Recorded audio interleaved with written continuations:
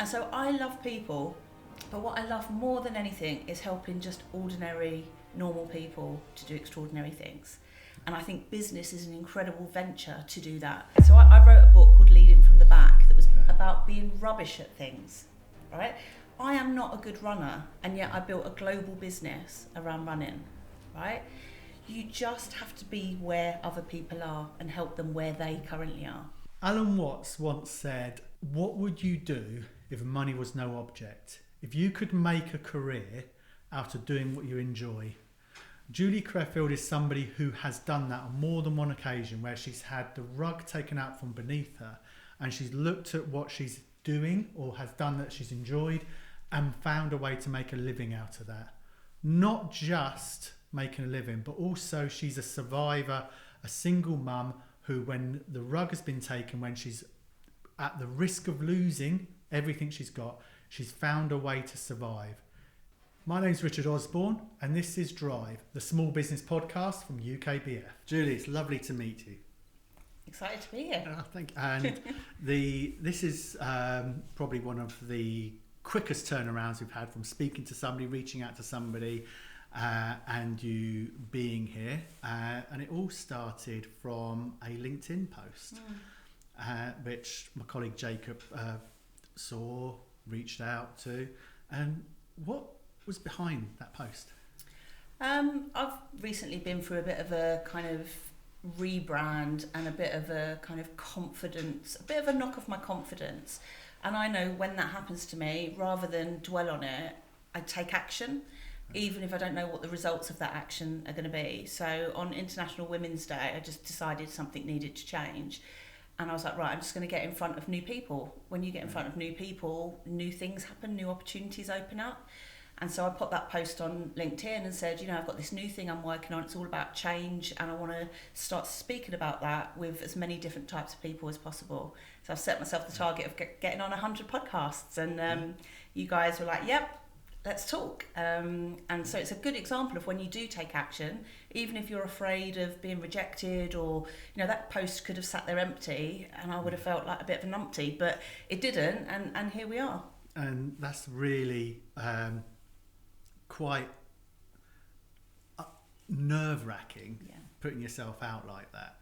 But the doing a sort of a bit of read up of things we'll talk about throughout this episode here is you've been through a number of periods of change, and are no novice into putting yourself out there and seeing what happens, because it's the only way, really. I mean, I'd say it here, only way to make any progress or learn from it, I'd say. Yeah.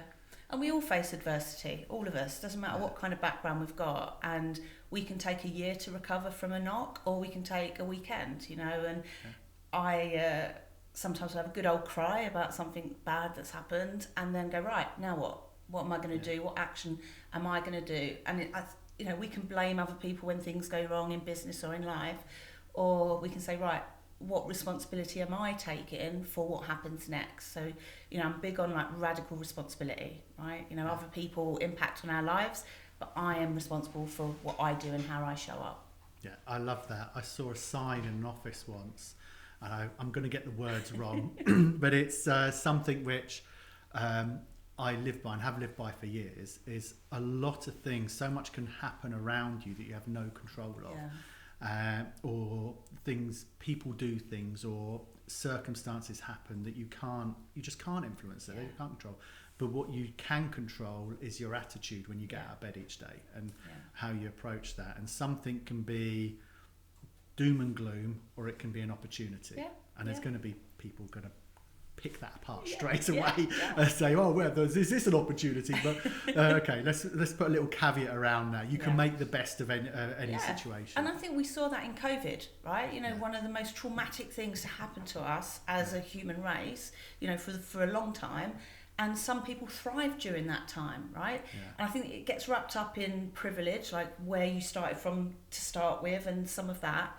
But it also, I think, opens up doors for innovation and creativity, and like, how can I do things differently with this new situation that we're all facing, and we saw people really, really do well during that time, and other people that just tapped out and said, it's too much, and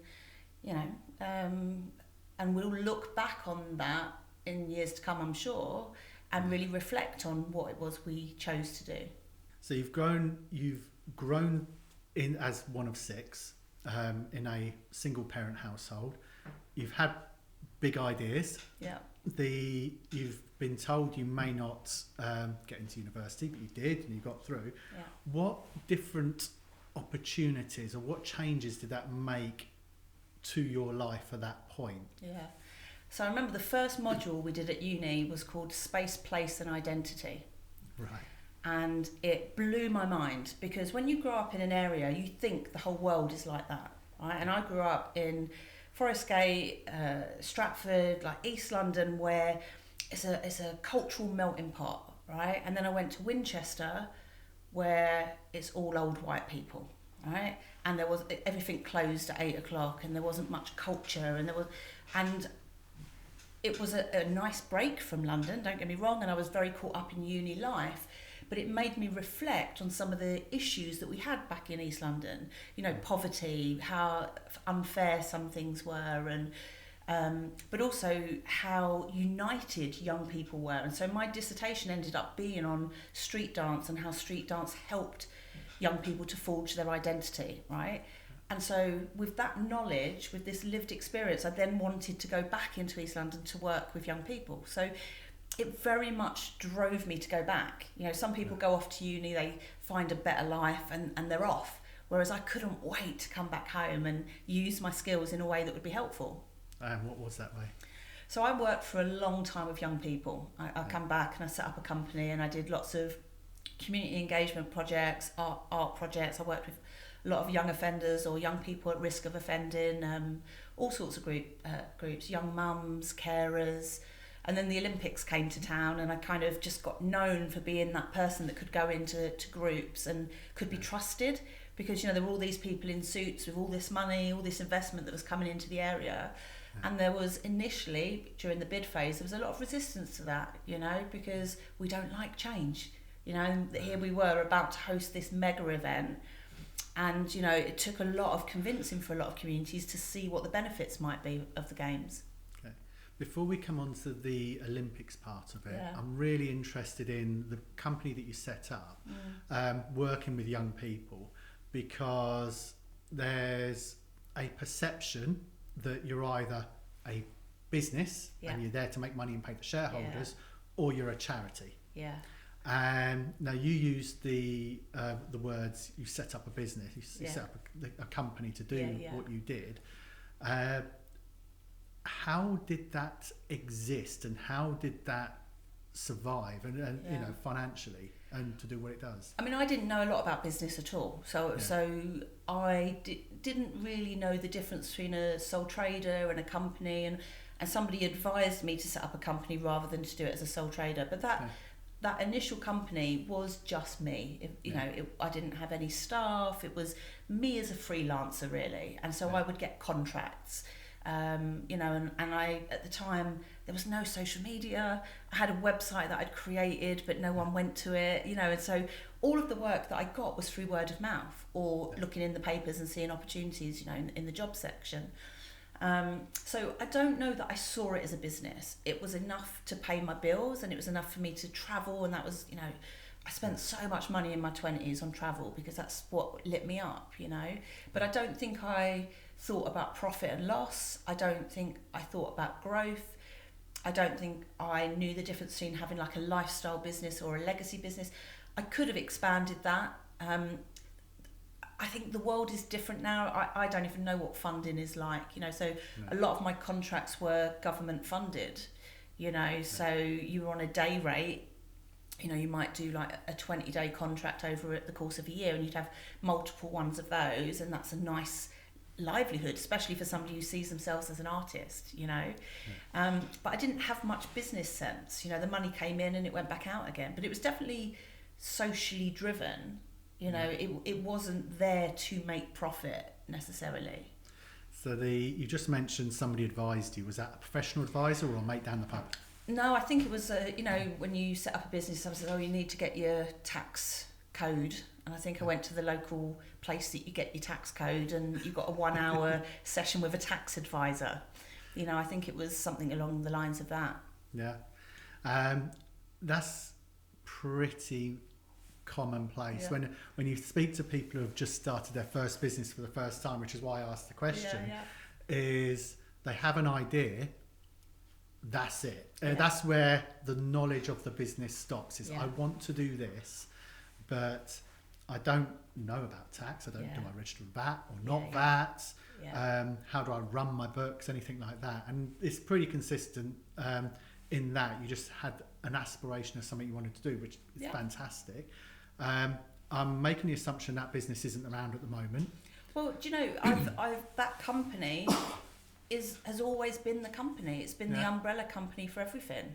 So the actual company still is around and has followed you through. Yeah. Great, we'll come back to that. Yeah. So you was running a series of projects within the East London community. Yeah. And sort of picking up bits of contract. And you just mentioned that we then had the 2012 Olympics. Yeah. And you got involved in that, which to me sounds like a massive opportunity, a massive project to get involved in.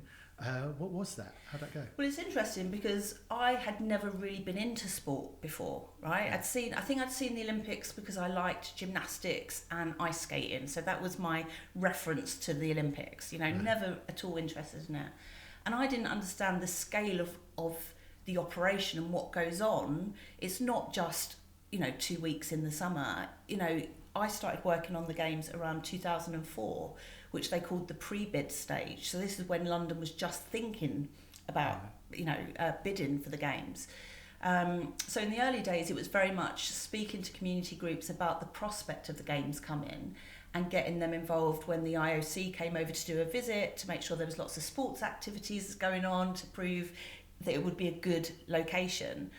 And I think because of that, I just got this kind of reputation of, somebody that could do facilitation and consulting with local people that sounded like them, that knew, the geography and the different cultures that were there. And, I started doing stuff with the architects, and I can remember doing stuff with the Mayor of London, and it just escalated.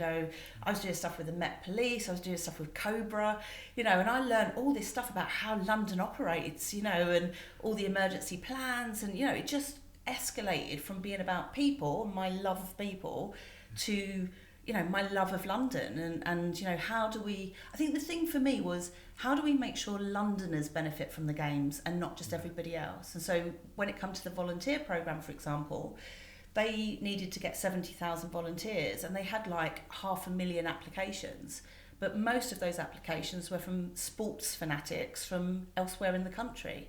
Right. So if those people had been put through, it would have been a workforce that were white, predominantly male and middle-aged. And so if you think about the demographic of London, it's young, it's vibrant, it's diverse. And so there was a massive job to do to inspire those people to volunteer so that they could get the benefit of it, And that's what drove me, was to not just have these big mega companies come in and for us to have 2 weeks of great sport, but to make sure that there was a legacy beyond that, and that in people's memories, they could go, I was part of that. That's that. I can see like where you've gone from like just one person working in small groups to all this interaction, being quite pivotal. That can't even say the word pivotal. Get that word out to all of it. So starting in 2004, so you've literally got 8 years of involvement, and we get up towards the event. You've been involved in sort of finding these volunteers, representing London, all different areas of London, and everything involved in that. By the time you get to the actual day of the sort of the event itself, and the Olympics have started off, that must have been amazing for you. It was, and I took the decision about 18 months out. I got offered a job working for a local authority, so a proper official job, full-time job, as Olympic development manager. And so I did 18 months working for this local authority. This is in the run-up to the event. And we got 200 local volunteers. We got, I think, £3 million worth of investment, and it was an outer London borough. So to get that kind of investment when they weren't one of the host boroughs was pretty impressive. And I was so buzzing. Buzzing. We got some free tickets to the dress rehearsal of the opening ceremony. So I took a big group of volunteers. I took some of my family with me. It was amazing. And then the opening ceremony I watched with my partner at the time. We were in a big park where they had it on a live screen. I've never felt prouder in my whole entire life. And then the next day I went into work. I was buzzing, and my boss went, "Oh, can you come in the office a minute?" And I went in the office and said, "I don't know how to tell you this." He said, "But we're making you redundant." And I was like, "Are you kidding me?" So the games hadn't even started yet. It was the first day of the games, and I'd just been given this bombshell that my job was over. And I was 6 months pregnant with my daughter Rose at the time as well. Because what had happened in those 18 months is I'd embedded myself in that local authority and had really enjoyed working with the same set of people. And I actually thought I'd end up staying there and doing their cultural programming, or something within that organisation, because the contract was it wasn't a short-term contract, it was a permanent contract. And so it was like the past 8 years were for nothing, because I couldn't even enjoy the games. So many questions. So when is it as brutal as it sounds, in that the events, the Olympic Games had started, that's it, that was all they were interested in, and you'd served your purpose at that point? Is it as brutal as that, or is there more? I mean, it depends on tangled web. Yeah, I think it's probably a little bit more, I don't know. I think the fact that I was pregnant played a part, because local authorities at the time were going through restructures. The one that I worked for was turning all of their cultural services into a trust. So there was cost savings. So, my job had officially finished, even though the Paralympics hadn't happened. There was still so much stuff that was about legacy. So I thought that even if I was to be made redundant, it would be 6 months after the games, or a year, so that we could tie up all of the projects that we'd started. And so I think the fact that I'd told them that I was pregnant fast-tracked that move. But obviously I've got no evidence of that. But I don't think they got the impact of it, having worked on something for 8 years, to not even be given the grace to enjoy it and then be told. No. And I lived in Stratford. I couldn't avoid it. It was literally, if I opened up my balcony doors, I could hear the music and the fireworks and so I think I had a bit of a mental breakdown during that time, because it was so in my face. You've just covered where I was sort of heading, is like the personal impact. Is that that's the first time anything like that had actually happened to you, for something you'd been spending so much time in and building up? I think when you're a contractor or a freelancer, funding comes and goes, so you always have multiple things going on. So if one thing comes to an end, it's sad, but it's not the end of the world. But because the games were so pivotal, it took a long time to recover from that. And the fact that I was pregnant as well. And so part of wanting to stay in that company or that organisation was for security, because I was about to become a mum. And so, it was really difficult. So with that security being taken away, you had what? Quick maths in my head. 3 months. 3 months before due date. Yeah. How did you replace, if at all, that security, or what was the next sort of year or two like? It was really hard. My daughter's dad is an actor, so he didn't have secure work. It caused a lot of tension between us two. I got statutory maternity pay, so that helped. But as soon as that was over, I had to go to the job centre, and I'd never had to go to the job centre in my life, and that was soul destroying. I lost a lot of confidence, because I think I was quite embarrassed. I was quite I had this shame of, I used to be this somebody and now I'm a nobody. And you lose a lot of your identity becoming a mum anyway. And so it was just this confounding thing of who am I? If I'm not working, if I'm not doing the stuff that I'm really good at, and I'm at home with a baby all day, you know. I can't relate to that. The part where losing your identity is becoming a mum who has a job to fill, so to speak. Yeah. Talk me through that impact, that mindset. I think every time I went to the job centre, they'd say, "Oh, have you been job searching?" And of course I've been job searching, right? But when you're a mum and you're responsible for paying the bills, you can't just take any job, right? You know, I'm not work shy. I've worked for every, kind of industry. I've worked in pubs, I've worked in factories, I'm not job shy. But there's certain expenses that you have once you become an adult. You've got to have somewhere to live, you've got to put food on the table, you've got to clothe your kids and all of those. And so I'd be put forward to kind of go for these retail jobs at like 24 grand a year, and I'd been on 56 or something. And they'd say, "Oh, we found this job, we think this would be great for you. You can fit it around childcare." And I'd go, "Well, it's 24 grand, how am I supposed to live on that?" "Oh, well, if you're going to be picky, and it's just like, there's this level of like just not understanding where I was coming from. And so my frustration, I would get so frustrated going into the job centre every week. And I think that is what inevitably led me to starting a new business, starting a new venture, because I realised the restrictions of having a baby meant that whatever job I got would have to be double my previous income to be able to cover childcare. Yeah. And so, I looked at what I'd done previously, and I knew that whatever I did had to be like remote, it had to be online. And if you think about it, this is like 10 years ago, people weren't really running online businesses in the way they do now. So it was quite unique. But again, that pressure forced me to be creative and find something that worked for me. Yeah, and that's where I sort of head to, is the point of almost like a breaking point that, as you just sort of alluded to there, sort of pushed you into starting a business again. What was that business? It's called Too Fat to Run. Yeah. And it's a plus size fitness movement. It's a global movement. The website's been seen by 20 million women worldwide. Yeah. It's had clients all over the world. What that business did has blown my mind. Now, I've looked at the website and I've looked at some of the videos, and there's two parts. Part of me sits there and you look at it, you think, there's a business behind that. Yeah. But there is. Yeah. So what's the, first question was, why? So I'd been running to lose weight for years, right? And I always used to kind of do it in secret because I didn't want to join a running club because I was already fat and slow.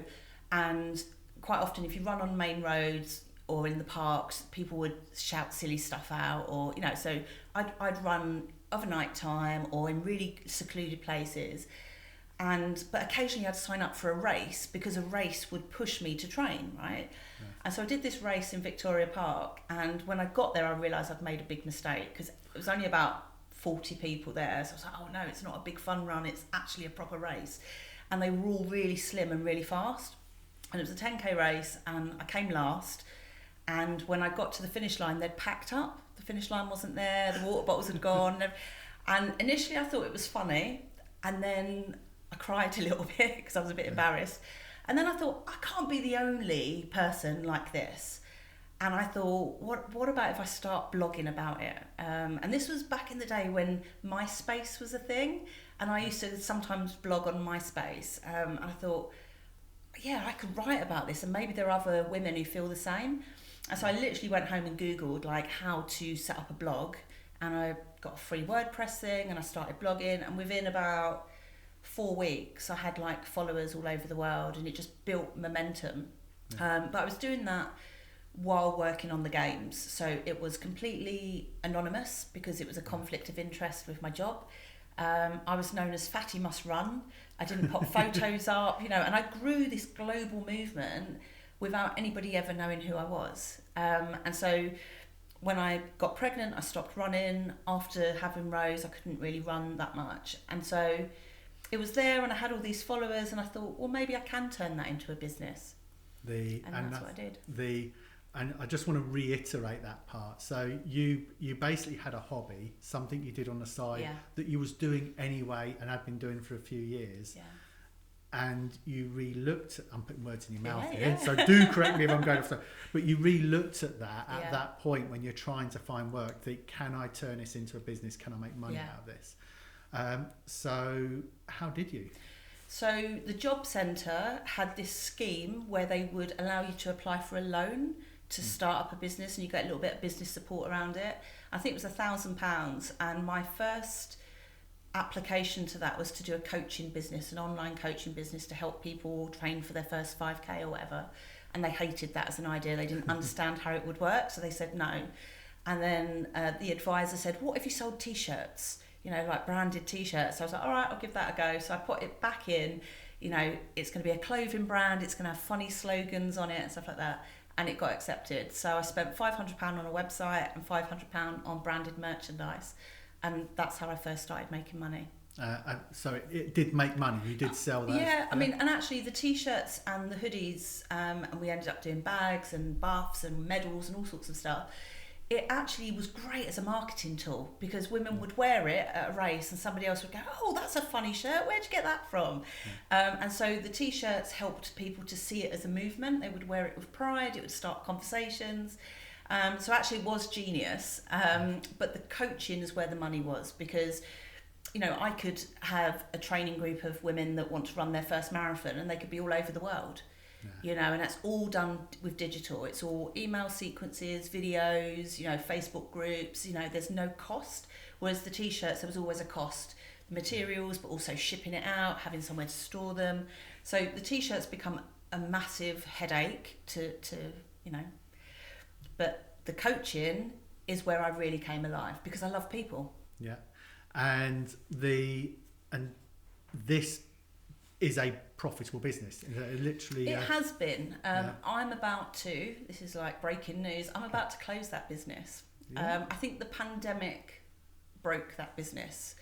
At its height, it was a 6-figure business. You know, I was getting flown out all around the world running races, and so my profile drove clients. And then when the pandemic happened, I wasn't doing any media, I wasn't doing any races, I wasn't doing any travel, so I had very little to talk about.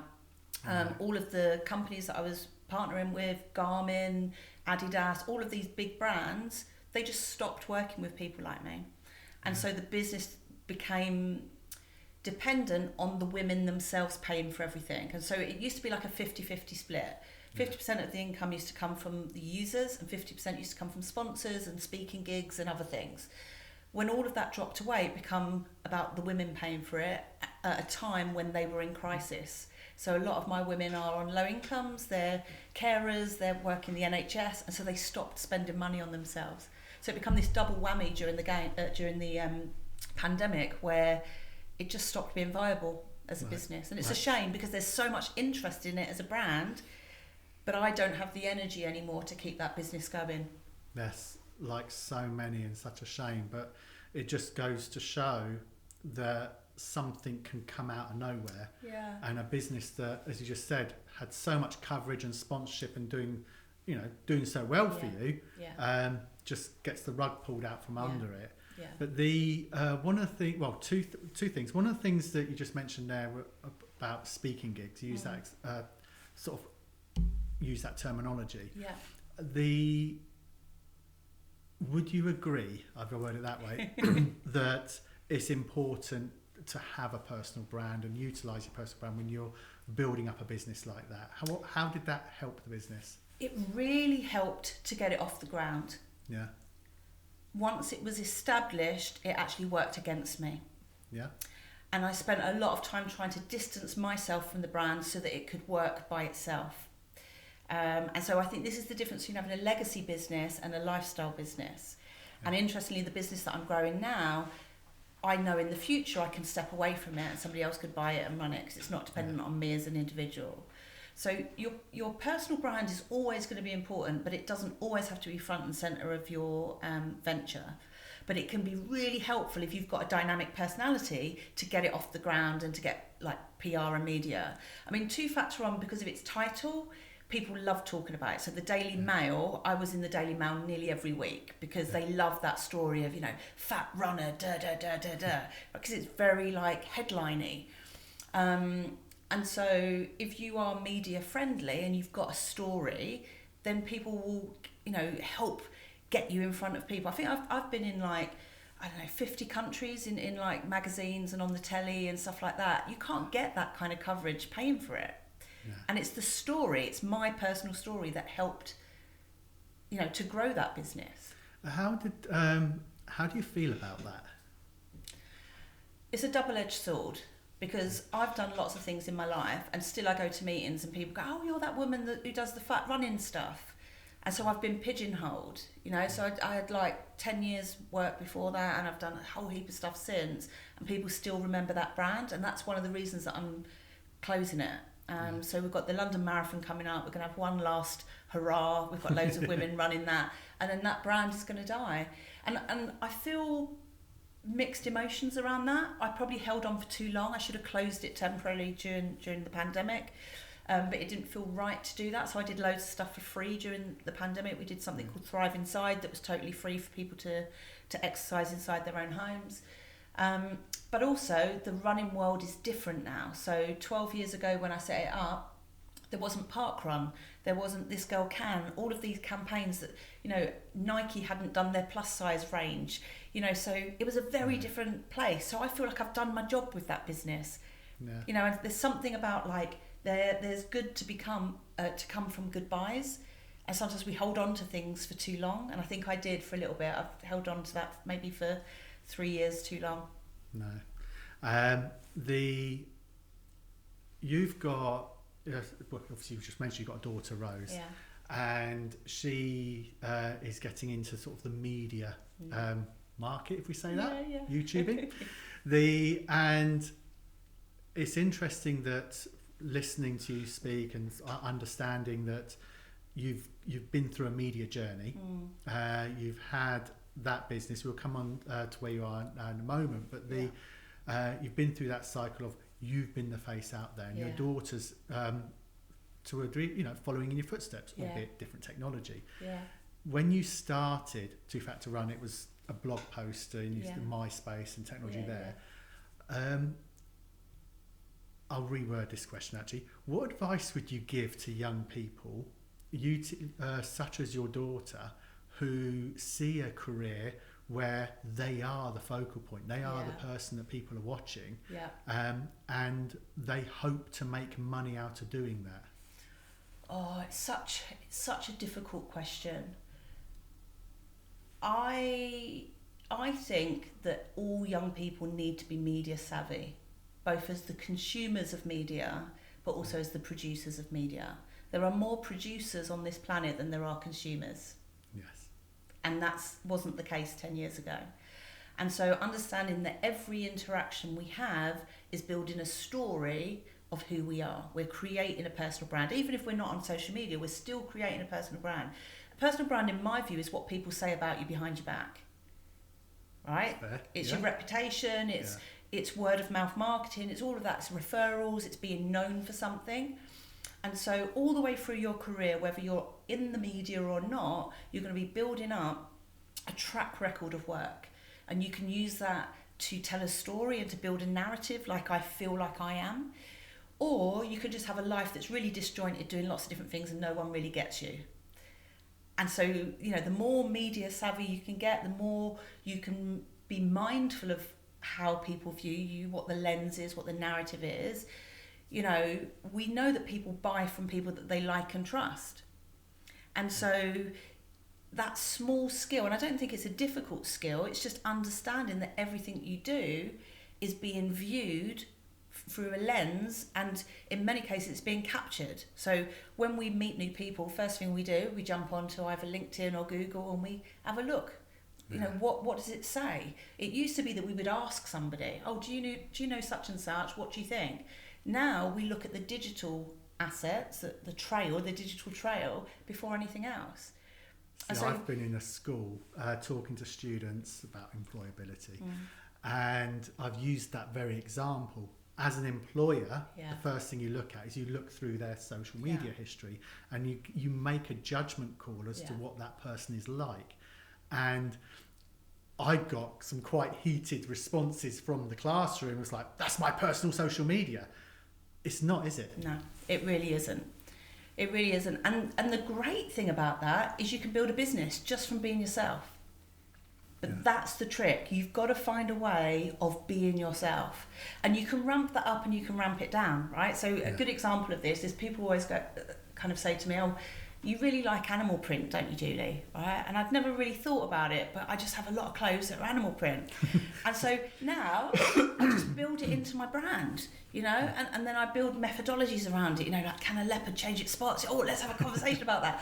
You know, and so if you're known for something, you can amplify that and you can ramp it up and you can make that part of your brand, you know.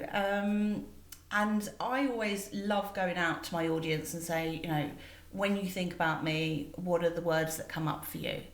And so if people are saying things over and over again, do more of that, you know, because it's the people that know you most really know who you truly are. And sometimes we lose ourselves, you know, and so one of my metrics in business is integrity. You know, I cover income, impact, influence, insight and integrity. And the integrity piece is really challenging when you also want to make money. It's something that we have here as a business. So behind UK Business Forums is Business Data Group, and we, you know, that's the business that pays for all this. Yeah. And it is very important for us in that we need to make money, we need to make a profit to sustain the business, but sleep at night. Yeah. And there is, I'd like to think it's not so difficult. So long as you're transparent about it. This is how we make our money. Yeah. This is what we're charging for. This is the money we're making, you know, for it. There's nothing else. There's no sort of like trying any hidden extras or whatever, things that leave a sour taste in people's mouths where, hang on a minute, I wasn't expecting that feel, whatever it might be. Just do those, and then profit's not a dirty word. So you've been through a few changes. And I think and what I like is when you look at sort of your first business which carried on, but your first business, you pick something that you enjoy doing and you found a way of making a living out of it. You had the moment 8 years, but you had that period of time with the Olympics which give you took the rug out from underneath you. But then you took something you was doing and enjoyed doing and made a living out of it. The COVID took the rug out from underneath you again. What have you found now that you enjoy doing? Because I'm going to pick it up. There's going to be some consistent pattern here that you can make a living out of doing. I love people. I've said it over and over again. I love people. I like all sorts of people. You know, I think I'm very privileged in as much as I've rubbed shoulders with billionaires and I've sat in like drug dens. You know, like I've got the spectrum of people. I've worked in prisons. I see all sorts of people. When I used to work in a pub, one of the things I loved about working in a pub as a barmaid, you get the postman in the morning, then you get the bin men, then you get the teachers, then you get you get every walk of life, and then you get like the city workers. You know, you get everybody, and you actually realise you spot patterns, right? I've worked with politicians and I've worked with young offenders. They both behave as badly as each other, right? There are good and bad. Many will agree with in that, everybody, yes. And so I love people, but what I love more than anything is helping just ordinary, normal people to do extraordinary things. And I think business is an incredible venture to do that, to challenge the status quo, to change like the trajectory of your life, you know, to increase your life prospects and your kids' life prospects. Once you become a parent, that's all you want. You want your kids to have a better life than you. And I think business gives you a viable option for doing that. Yeah, there's a talk by Alan Watts. I love listening to some of Alan Watts' talks. And it basically the subject of it is what if money was no object? So if you have a business you want to do or something you want to do, whatever, whether it's employed or your own venture, pick something you enjoy doing. Because you don't even have to listen to the talk now. Pick something you enjoy doing, because you will instinctively and naturally become good at it. Yeah. And then if you instinctively and naturally become good at it, people will want to pay you to do that for them. Yeah. And I use an example that I know somebody who makes a living painting Warhammer figurines. Now, many will look at that and think, well, it's just a hobby. Yeah, yeah. But he makes a living out of it. Yeah. It really, you can, anything. Yeah. If you're good at it, there's a career to be made out of it. But I would also challenge that, because you don't have to be good at it. Right? So I wrote a book called Leading from the Back that was about being rubbish at things. Right? I am not a good runner, and yet I built a global business around running. Right? You just have to be where other people are and help them where they currently are. Right? So I've run 6 marathons, so some people would argue that I am a good runner. I'm just incredibly stubborn, right? But there is something about, we aspire to be the best all the time. And because of that aspiration to be the best, not everyone can shop in Prada, right? Primark does really well. Primark's not the best quality clothes, but there's a market for it, right? So this thing about you've got to be the best at things to do well in them, I really disagree, because I think that keeps people stuck. And I think if you've just got enough, I don't think you have to be the best at things was the business running, or was the business motivating? Because I would turn around and say, playing devil's advocate here, that your business wasn't about the running. The running was the product. People don't buy an Apple MacBook because, please don't sue me, Apple. People don't buy an Apple MacBook because it is the best laptop. They buy it for the experience. Yeah. So I would argue potentially that the ladies for Two Factor Run didn't come to you for the running. They came to you for the motivation, inspiration, and community that it gave. Yeah. So your business wasn't running. Yeah. So you wasn't the best at running. Yeah. And it doesn't matter, because that's not your product. Yeah. Your product is what you actually delivered to them. The running was a byproduct. But I think I agree with you. But I think when it comes to particularly micro businesses, right, we go into business with an idea, and then we're told, go off and research it, understand your ideal market, understand what your USP is. And you go away and do some research, or you bump into someone who does something similar to you, and you go, oh, what's the point? What's the point? You know, they're just as good as me, or I can never be like that person who's been doing it for 10 years, and we give up. But I think if you can find a unique spin on it, or you can find people that trust you over and above somebody else, it's not about being the best, it's about being accessible to the people that need you in the way that you are, right? I know people work with me as a coach because I sound like them, not because I'm the best coach. They trust me because I speak the language. I speak in very ordinary pedestrian language. I don't use big words unless I have to. And I think that is a unique selling point for me. You know, I speak to ordinary people in the language that ordinary people use. And so am I the best business coach in the world? Am I the best life coach in the world? No. But I am unique enough and have enough skill and knowledge to get my clients where they want to go. But I'm not the best. And I'm okay with that, because that takes the pressure off of me. I'm human.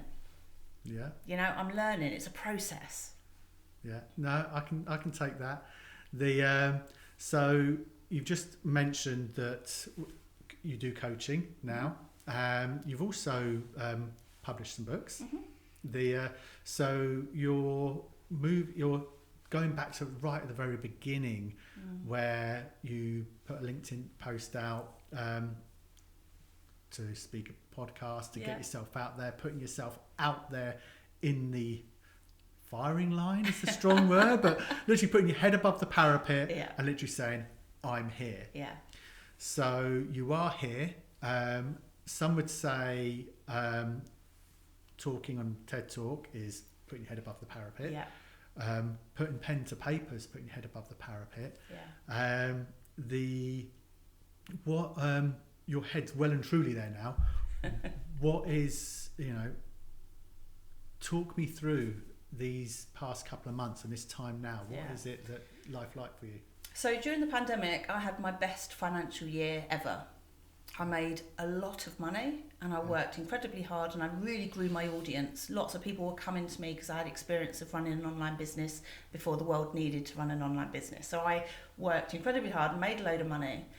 And then afterwards I started questioning, what do I want? Because for such a long time it was getting out of poverty was the drive.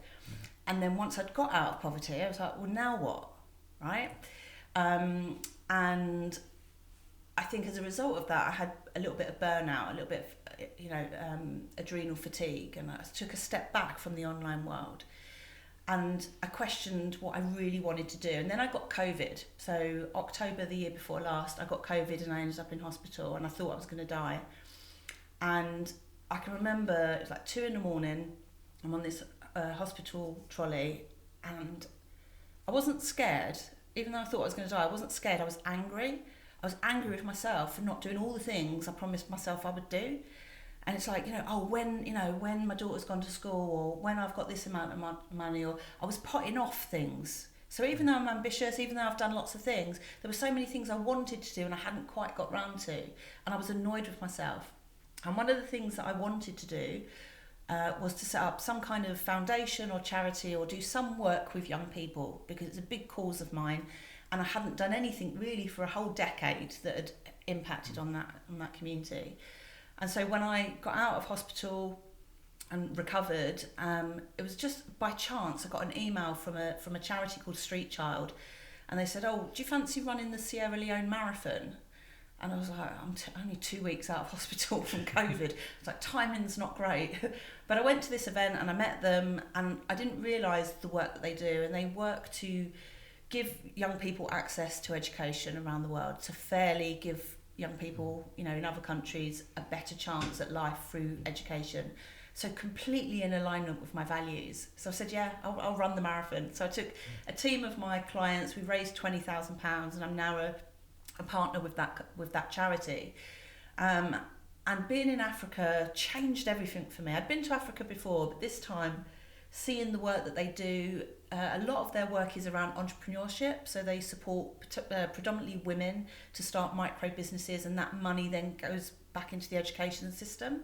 And I was completely inspired just by the level of hope and graft and can-do attitude, in some really desperate situations, that I thought, actually, I want to do more work that is about change. That's bigger than just, I'm a business coach or I'm a life coach.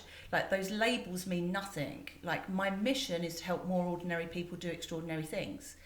And so I knew that for me to do that, I had to change some things about my life. I'd been living in London for too long. I wanted to get out of my flat. Entrepreneurship means that you have loads of money sometimes and then not a lot of money the next time, and that's hard to get a mortgage. And so there was all this stuff going on. I was really in flux. What do I do next? And I got offered a job working with another company that had this big mission, and it was to go in and build a division of their company. That was 6 months ago. 2 weeks ago, I got made redundant from that company. And I'd moved my whole life from London to a beautiful house, £1 million house in the countryside, based on that salary. And now I don't have that salary. And so it's one of those rugs away again. And it's like, here we go again, Julie. Another moment of, you're going to have to sort this out. And rather than what I've done in the past, which is jump to my own rescue, and I really took time, and it was probably only a week, but for me that's a lot of time. I sat with myself and I journaled and I went on long walks, and I really thought about, what is it I want? What is it I can do with the next decade of my life? And so I come up with this brand. It's called The Year to Change, and it's all about challenging people's perception of time, how much time they've still got left on this planet, and what they can do within that time, whether it's in their personal life or whether it's with businesses or whether it's in companies and organisations. Because we have this messed up belief that change takes ages, or that the changes we make are not big enough to make a difference. And I challenge both of those things. And so literally in the last 21 days, I've built a business and I've started monetizing it, and I've started getting out talking about it, and I've never felt so in alignment, and as a single mum, sole responsibility for looking after my daughter financially. I'm owed 40 grand from this company that been made redundant from, you know, it's hard to pick yourself back up over and over again. But I'm not focusing on the money. I'm focusing on the mission and looking at what I already have. I have a brilliant audience of people that support me. I've got a track record in doing this work, and I'm not afraid to go out and talk about it. And so that's a position of privilege, right? That's where I check my privilege and go, actually, you've got an internet connection, you can make videos, you can build programs, you've got all of this knowledge because you've been doing it for a decade. Stop complaining. You know, don't say, oh, I'll launch this in 6 months. Do it in 6 days. And so literally that's what I did. I built out new programs, did a free challenge last week of 250 individuals. The doors open today. I know I've made like 16 sales this morning, you know, and there's something about it doesn't need to take forever to build something. With the amount of time, when you think about right from the early age of people like us don't do that, and the times you've had the rug pulled out from underneath you, and you found a way to keep the lights on, doing something that you enjoy, that's a few knocks. Now, not everybody can take a few knocks. Yeah. How do you, or why do you keep doing what you're doing? It's a good question. I think as we get older, our tolerance for those kind of knocks gets lower and lower because we realise we're running out of time, right? You hear people whose businesses go bust in their 50s or 60s and they go, well, I literally don't have another 40 years to build another business like that. But the benefit of having that experience is it doesn't take as long the second time round. And so this is about building in resilience, right? One of my really dear friends, she spent 10 years building this business. It was just about to go out for investment and she got pancreatic cancer. You know, it's a death sentence. And so all of these things that make you realise that now, today, you can make decisions today that will impact both positively and negatively on the rest of your life. If you're brave enough to do it, if you're willing to take the fear of judgment, if you're willing to make a mistake. Right? I went and played golf with my friends at the weekend. I've never played golf before, and I've got this list of things I've never done before that I'm doing. And so we went to play golf, and in my head I was like, "What's the worst thing that could happen?" It's like, you look like an idiot. Literally, I get to the first tee. It'd been raining all morning. Get to the first tee, swung the golf for the club for the very first time, missed the ball, slipped over, and fell on my hands and knees into a pile of mud. Right? I've never laughed so much in my life, right? And it's just like this metaphor of you think you know what the worst thing that could happen, and actually it goes beyond that. And actually, you know, Saturday afternoon, it was the best day ever with me and my mates because it was the tonic that we all needed, just to laugh, you know? And so when you put yourself out there, you get all of these unexpected things happen that you wouldn't if you were sitting there going, oh, the environment's not right, I don't know enough yet, I don't have enough money, I'm not prepared. You don't get all of those benefits of trialing things and making mistakes and being able to rectify them quickly. Yeah, most people launch a business that take 2 or 3 years to launch a business. They have the idea for at least a year before they actually take action. It's such a waste. The previous guest, Dwayne Jackson, used the analogy, if you're travelling from London to Leeds, you don't wait for every set of traffic lights to be green before you set on your journey, you just start going. Yeah. And that is so true. Yeah. You just alluded to your drive, my words, drive, has changed now to what it was, where you mentioned before it was just getting money, just getting income. Yeah. What is your drive? What is your, to use another word, motivation? What drives you forward? When I was younger and people used to say, oh, what do you want to be when you grow up? I used to say, I don't care, I just don't want to be poor. Right? I used to literally say that. And what I've realised now is poverty isn't just about money. You know, it's about that, what are you lacking? That's what poverty is about. It's not just about money and resources, although it feels like that when you've got none of it. But it's what other resources do I have? Do I have time? Do I have skill? Do I have a network? Right? And the problem is when you financially don't have a lot of money, all of those other things are impacted on as well. And so I still am driven by making a lot of money because I want to show other people that it's possible. I'm not driven by being a 7-figure business owner or making my first billion or any of those things, but I'm interested in playing, being playful with money, and learning more about how you invest it, how you leverage it, how you make it grow, but also how you give, right? So there's a lot of kind of, in the coaching world, you talk about be, do and have, right? We spend so much of our life trying to be someone, and then we spend a massive block of our time doing everything, right? And then if we're lucky, we have a little sliver when we're retired where we can sit back and enjoy everything that we've got, right? Everything we have. I think if we think about be, do, have in a more like current, who am I today, right? Be, who do I want to be today? What do I want to do today? What do I already have that I could use? And what can I give? So rather than just be, do and have, be, do, have, give. There's always something you can give to people, whether that's a word of encouragement, whether it's a free place on one of your programs. There's always more than you need that you can give away, always. Yeah. It's been really fascinating chatting with you. As we've been talking, I'm going to use the expression survivor in that for you, because my mum was a single parent. She had 3 boys, so I can't think of anything worse. And when the rug was taken out from below her feet, like one particular, well, a few times, literally losing the home. Yeah. She survived and she provided, and it's been great talking to you. And the reason I sort of reiterate, when the rug is taken out, you find a way.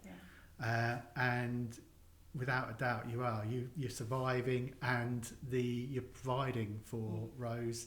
And I just, as we've been talking, I was just thinking back to my childhood, my growing up, and my own mother being a single mum, and what she's done is really inspirational. You said earlier, like, don't use the word inspirational because it creates something different, or as an excuse. But there's times where it's relevant, and I feel it's relevant here, and I would say that about yourself. So it's been fantastic speaking with you. I've loved it. It's great. It's a nice way of reflecting, actually. I hope you enjoyed this interview. Please remember to hit follow on whatever podcast platform you're listening to. It really helps the algorithm and push this podcast up through the rankings. And also leave some feedback. I look forward to bringing you the next episode of Drive. Until next time, this is Drive, the small business podcast from UKBF.